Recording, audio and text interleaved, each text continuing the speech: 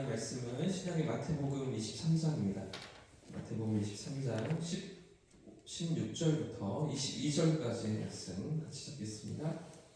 신약성경 마태복음 23장 16절부터 22절까지의 말씀인데요. 교독해서 한 절씩 읽겠습니다. 화 있을진저 눈먼 인도자여 너희가 말하되 누구든지 성전으로 맹세하면 아무 일 없거니와 성전의 금으로 맹세하면 지킬지라 하는도다. 어리석은 맹인들이여 어느 것이 그냐 그 금이냐 그 금을 그렇게 하는 성전이냐. 너희가 또 이르되 누구든지 제단으로 맹세하면 아무 일 없거니와 그 위에 있는 예물로 맹세하면 지킬지라 하는도다. 맹인들이여 어느 것이 그냐 그 예물이냐 그 예물을 거룩하게 하는 것이 제단이냐. 그러므로 제단으로 맹세하는 자는 제단과 그 위에 있는 모든 것으로 맹세하며 또 성전으로 맹세하는 자는 성전과 그 안에 계시로 맹세하며. 읽겠습니다. 또 하늘로 맹세하는 자는 하나님의 보좌와 그 위에 앉으신 이로 맹세하느니라. 아멘. 할렐루야. 우리 성령께서 말씀으로 찾아오실 줄 믿습니다. 어제까지 우리는 예수님께서 지적하시는 7가지 화 중에 2가지를 함께 살펴보았죠. 서기관과 바리새인들의 잘못이 무엇인지 예수님께서 지적하시는 대목 가운데 우리가 있습니다. 그 중에 첫 번째는 잘못된 가르침이었습니다. 자기들만 그 잘못된 가르침을 따르는 것이 아니라 다른 이들까지 이렇게 그 길로 나아가게 만들면서 천국문을 닫고 다른 이들도 들어가지 못하게 한다라는 예수님의 경고의 말씀이었고, 두 번째는 잘못된 열심이었습니다.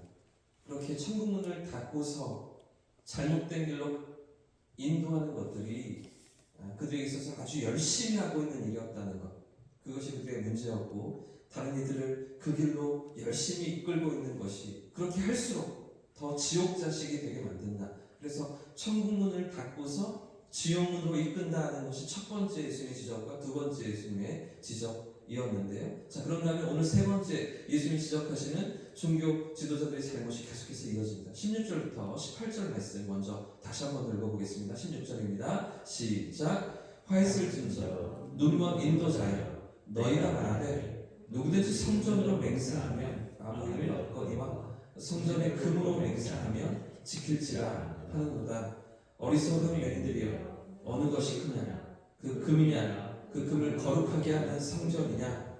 너희가 또 이르되 누구든지 제단으로 맹세하면 아무 일 없거니와 그 위에 있는 예물로 맹세하면 지킬지라 하는도다. 아멘. 그럼 세 번째 바리새인과 서기관들의 그 화를 당하는 이유가 무엇입니까?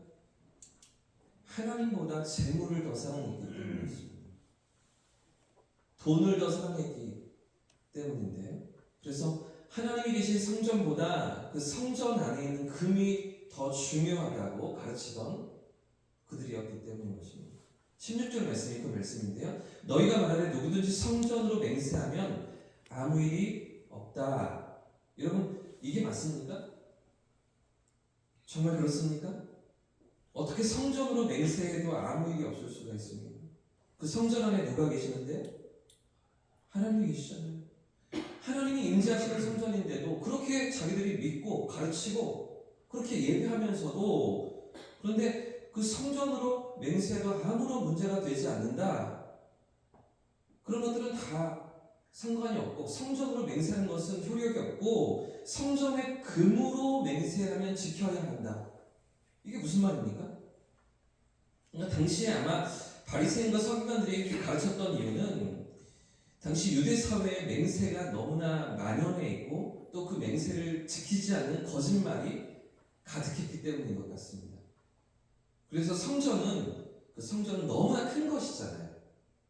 그 성전은 너무나 큰 건물이기 때문에 그걸로 맹세한다고 해도 뭐 성전을 네가 새로 지을 것도 아니고 지키지도 못할 약속이라는 거죠. 그 맹세는 그만한 대가를 치른다는 것도 불가능한 일이니, 그러니까 성전으로 맹세하는 것은 효력이 없고 오히려 성전 안에 있는 금으로 맹세하면 구체적으로 그 금 얼만큼, 얼마치만큼 이렇게 정해야 그래야 그 맹세에 효력이 있다, 이렇게 가르쳤던 것 같습니다. 그래서 18절 말씀도 마찬가지인데요. 누구든지 제단으로 맹세하면 아무 일이 없거니와 된다 이렇게 가르쳤던 이유도 그 제단을 뭐 새로 만들 것도 아니고 네가 교체할 수 있는 것도 아니고 그 너의 책임도 아니니 그 제단으로 맹세하는 것은 아무런 의미가 없지만 그 위에 있는 예물로 맹세하면 예물이 얼마짜리인지는 알잖아요. 얼마를 주고서 그 이방인의 뜰에서 사서 지금 제사를 드리는지 그것은 알기 때문에 그 예물의 값어치만큼으로 갚아야 한다. 대가를 치러야 한다. 이런 맹세라는 것입니다.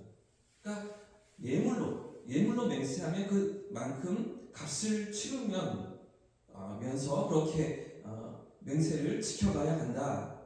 이런 가르침을 그 종교 지도자들이 했던 것인데요. 그런데 이렇게 가르치는 그들의 잘못이 무엇입니까? 성전이 아니라 성전의 금으로 맹세해야 된다. 제단이 아니라 제단의 예물로 맹세해야 된다. 이렇게 가르치던 그들의 잘못이 무엇입니까? 두 가지인데 첫 번째는 맹세를 남발하도록 내버려 둔 것입니다. 결국 거짓말이 만연하고 거짓말을 입에 달고서라도 아무렇지도 않다. 아무런 문제도 없다. 이런 분위기를 이런 사회를 조장하고 있었던 것이죠. 여러분 거짓말을 왜 합니까? 왜 거짓말을 하면서 두려움이 없습니까? 그것을 지켜보시는 하나님을 두려워하지 않기 때문입니다. 그 말하는 것을 들으시고 기억하시는 하나님을 알지 못하기 때문이죠. 시편에 이런 말씀이 있습니다. 눈을 지으신 하나님이 보시지 않으시오. 귀를 지으신 하나님이 듣지 않으시오. 보시고 들으시는 하나님이신데 그 하나님을 두려워하는 마음이 그들 가운데 없는 것이죠. 하나님을 섬긴다고 하면서도 하나님을 따른다고 하면서도 그 하나님을 정작 두려워하지 않는 그 백성들, 그런 백성들을 양산해 내고 있었던 것 아닙니까? 그러니 성전을 걸고서라도 얼마든지 거짓말을 할 수 있었던 것이죠. 제단을 두고서라도 아무런 거리낌 없이 거짓말을 하고 했었다는 것입니다.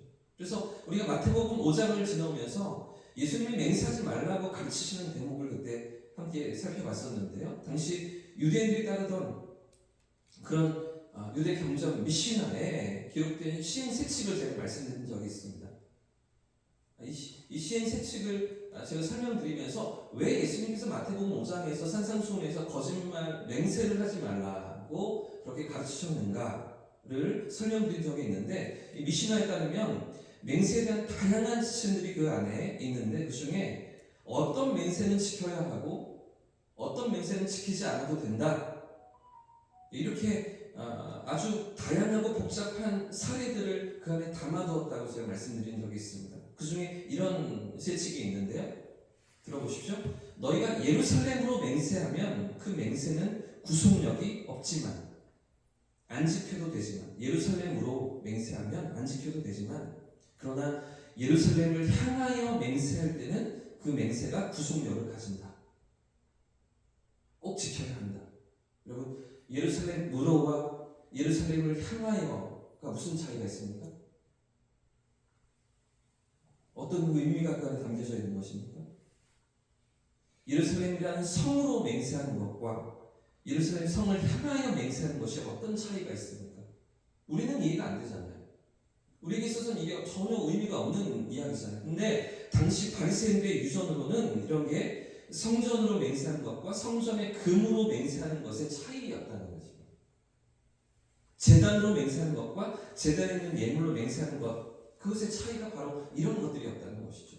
그러니까 그저 말장난에 불과합니다. 똑같은 맹세라고 생각했는데 어떤 표현을 사용했느냐에 따라서 어떤 것은 꼭 지켜야 할 맹세가 되고 어떤 것은 지키지 않아도 되는 맹세가 되는, 서로 그래서 약속을 맺을 때, 서로 이렇게 맹세를 맺을 때 그 표현을 어떻게 하고 있는가를 정확히 따져야 했던, 이 표현이 들어가 있는가, 이렇게 표현했는가, 저렇게 표현했는가를 따져야 했던, 이것이 예수님 당시의 바리새인들과 유대인들의 모습이었다는 것이죠. 그래서 결국 당시 종교 지도자들의 잘못은 이런 거짓말이 만연하도록 내버려 두고 있었다는 것입니다. 방관하고 있었다는 것입니다. 더 나아가 하나님을 두려워하지 않아도 아무런 문제가 없다. 이렇게 은연중에 가르치고 있었다는 것인데요. 그 말을 들으시고 그 삶을 보시는 하나님 앞에 살아가는 그 삶이 아니라 하나님이 보시지도 못하는 분인 것처럼, 들으시지도 못하시는 분이신 것처럼 그렇게 백성들을 지도하며 가르치며 말하고 있었다는 것, 그것이 잘못이라는 것입니다. 자, 그런가 하면 두 번째, 서기관과 바리새인들의 잘못은 돈을 사랑했던 것입니다. 재물을 사랑했던 것입니다. 하나님이 계신 성전보다 성전 안에 있는 금이 더 중요하다고 가르치면서 돈과 재물이 더 중요하고 돈을 더 사랑하라고 그렇게 무의식 중에 간접적으로 가르치고 있었다는 것입니다. 여러분, 성전이 중요합니까? 성전 안에 있는 금이 중요합니까? 뭐가 더 중요합니까? 하나님께 예배하는 제단이 중요합니까? 제단 위에 예물이 더 중요합니까? 그게 바로 19절 이하의 말씀입니다. 19절부터 22절까지의 말씀도 같이 한번 읽어보겠습니다. 19절 시작. 맹인들이여, 어느 것이 크냐? 그 예물이냐? 그 예물을 거룩하게 하는 제단이냐? 그러므로 제단으로 맹세하는 자는 제단과 그 위에 있는 모든 것으로 맹세하며, 또 성전으로 맹세하는 자는 성전과 그 안에 계신 이로 맹세하며, 또 하늘로 맹세하는 자는 하나님의 보좌와 그 위에 앉으신 이로 맹세하느니라. 아멘. 여러분, 결국 예수님의 이 세 번째 경고가 우리에게 주시는 말씀이 무엇입니까? 과연 우리는 하나님을 두려워하고 있는가 하는 겁니다. 하나님 앞에서 살아가고 있는가 하는 것이죠. 불꽃 같은 눈으로 감찰하시는 그 하나님 앞에 서 있는가? 나를 아시고 나를 지켜보시며 내가 말하는 것들도 다 들으시는 그 하나님 앞에서 살아가고 있는가? 이것 아니겠습니까? 여러분, 오늘날 교회가 세상에서 지탄을 받는 가장 큰 이유가 저는 여기에 있다고 생각이 듭니다. 이것 때문이라고 생각이 듭니다. 우리 자신이 먼저 하나님을 두려워하지 않기 때문이죠. 목사도 장로도 중직자들도 하나님 앞에서 자신을 돌아보지 못하고 살아갈 때가 너무나 많이 있기 때문입니다.